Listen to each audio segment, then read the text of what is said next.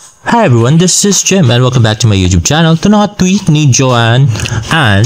Sabi, gano ka-close? O diba, grabe. Talagang dinikit ni Barbie yung ulo niya doon sa panga ni David. At si David naman ay sinandal yung kanyang ulo. O diba?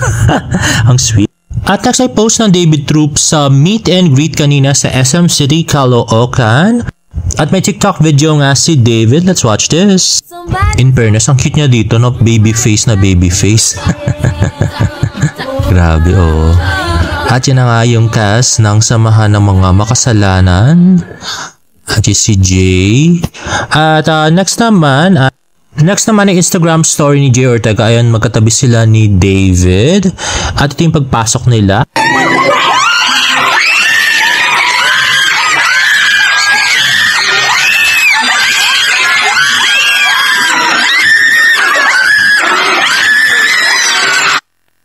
In fairness, ang pupogi nga naman ni David at saka ni Jay. Sino ang hinihintay natin? Sino? Sino? David! Mga kaibigan, ito na ang pambansang Ginoo! David Licao!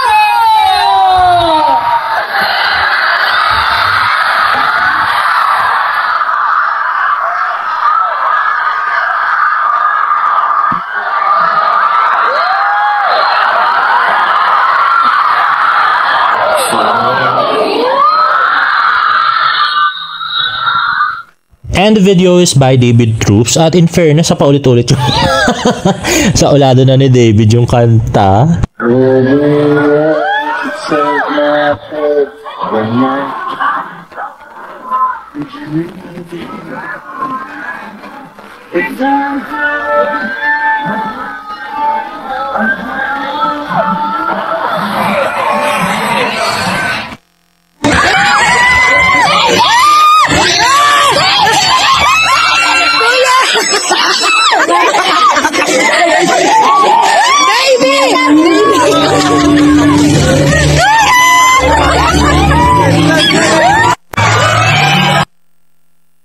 At in fairness, napakalakas ng tilian para kay David Licao. At lagi siya naka-black shoes ngayon hindi na rubber shoes ang suot niya. Ayan na! Ba, ibang klaseng paper dance ito. Oy! Nako ate ha? Ayan, iba nag-strategize na. Oy! Ayan, kumpare na! Nagtagumpay! Sumakses! Sumakses! Aba! Matindi! Matindi si ate! Okay! 100 seconds! 100 seconds! Aba si ate sumakses! Ay, iba! 3, 2, 1! Ay, sino nanalo? Sino nanalo? Aba, nanalo! David and partner! Kayo ba nanalo din? Aba! Ang swerte ni ate, binuhat ni David. Kahit piggyback ride lang. Gusto ka naman. Nagkagulo ang SM City Caloocan. Hindi naman. Grabe, pero siyempre, David, malapit na tong movie natin. So, can you please tell, para kahit short lang, ano ba ang role natin dito sa Samahan ng Mga Makasalanan? Anong dapat abangan? Ako ay isang pari dito. So, manood kayong lahat. So, basically, okay, may kwento ako ng konti. Wait lang. Bakit niya? Relax tayo. Priest ako dito, and then pupunta ako sa isang city, babaguhin ko kayong lahat. Oo, yun ang matindi.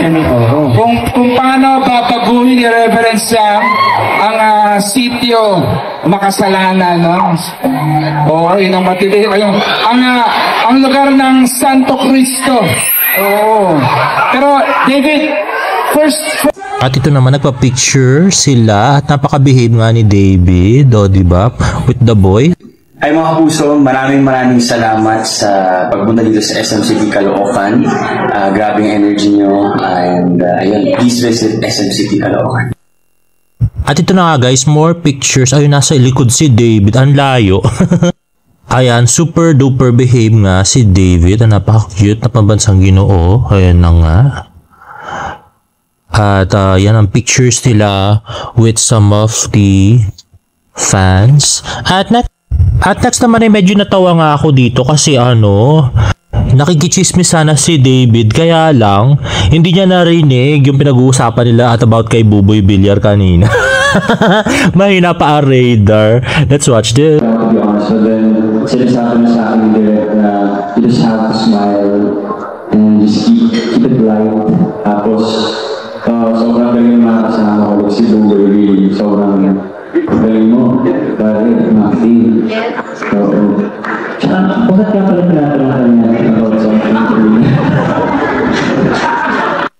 Grabe, napaka-innocent ni David. Kit na talaga ng media ko niya. Tatanungin niya kung ano yung tinanong kay Buboy Villar. Ba't di niya na lang tinanong sa backstage, diba? Pagkatapos ng event. Hindi ko kasi talaga alam. David will be right back. Well, I have my backer crush and I'm super excited.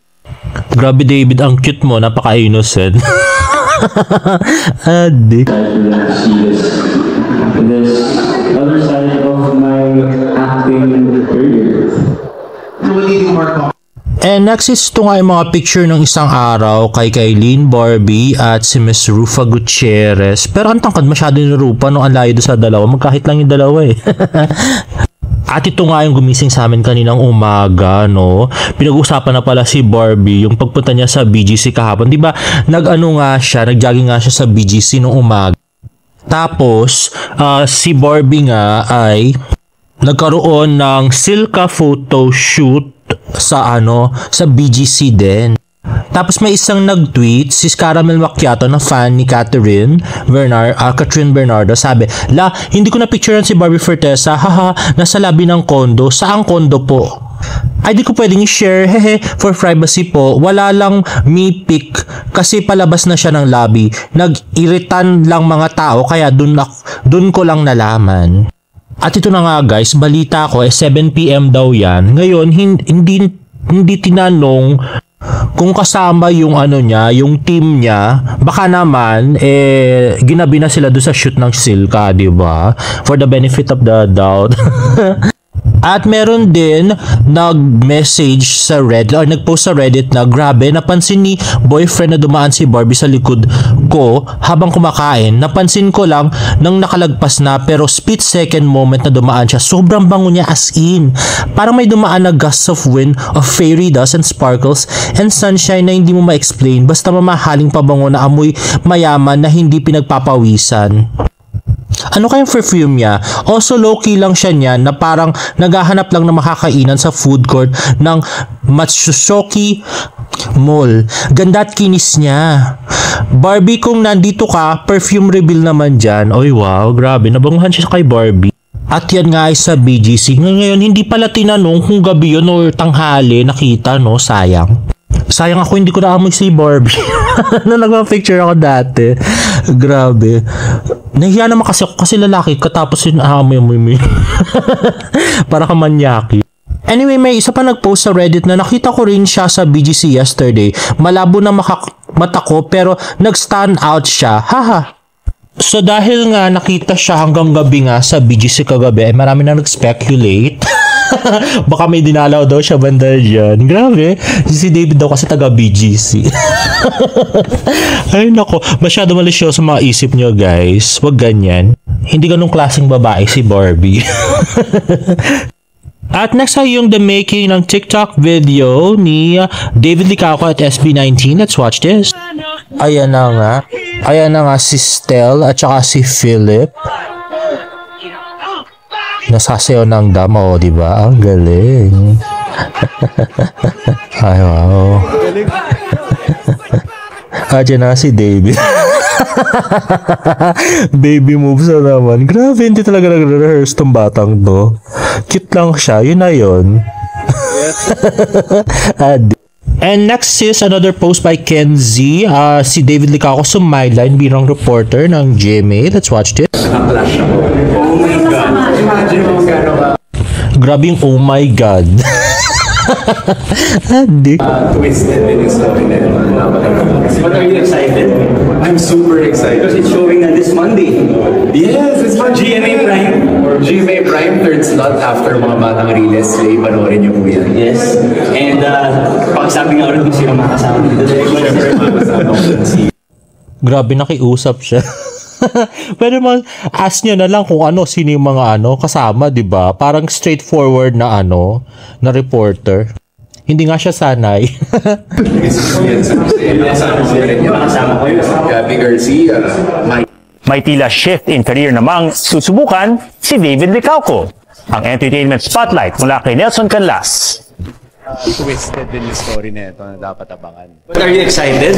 I'm super excited. David Licauco, nag-ala reporter sa pag-interview kay Slay Star Derek Monasterio. Pagsabi nga ulit kung sino makasama mo dito, Derek. Siyempre makakasama ko dyan si Miss Julian San Jose. Nakasama mo na rin yun, di ba? Nakasama ko yun. Gabby Garcia, Mikey Quintos, Isabel Ortega.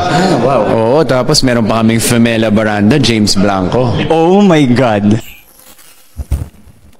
Grabe yung oh my god. Medyo OA. And there you have it, guys. If you like this video, please give it a thumbs up and please subscribe to my YouTube channel for more Barda updates. See you in my next vlog. Bye!